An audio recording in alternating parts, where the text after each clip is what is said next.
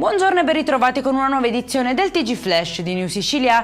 In apertura si apre un altro filone d'inchiesta per la vicenda del chirurgo plastico ed ex rettore dell'Università di Messina, finito ai domiciliari per concussione, corruzione, induzione indebita e truffa aggravata. Questa volta l'inchiesta ipotizza un tentativo di depistaggio legato a un infortunio sul lavoro avvenuto a Salina. Nel mirino anche l'amministratore delegato della Caronte Tourist per presunte pressioni per ridurre la prognosi del marittimo coinvolto.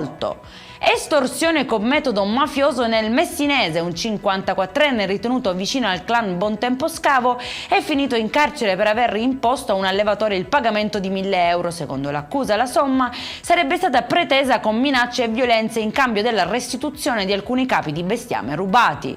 Sospesi dal servizio 4 operatori della Camera Mortuaria del Policlinico di Palermo, coinvolti nell'inchiesta della Procura su un presunto sistema illecito legato al rilascio delle salme. Secondo l'accusa avrebbero richiesto denaro per accelerare le pratiche funerarie.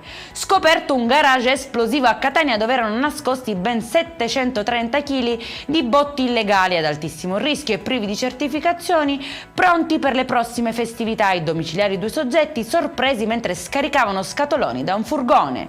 E in chiusura restiamo ancora a Catania, dove un 28enne pluripregiudicato e tossicodipendente è stato arrestato dopo l'ennesima aggressione alla madre. L'uomo avrebbe costretto la donna a uscire di casa per prelevare denaro da consegnargli per acquistare la droga e al rientro l'avrebbe colpita violentemente con calci e pugni. All'arrivo della polizia ha continuato a minacciare di morte i genitori.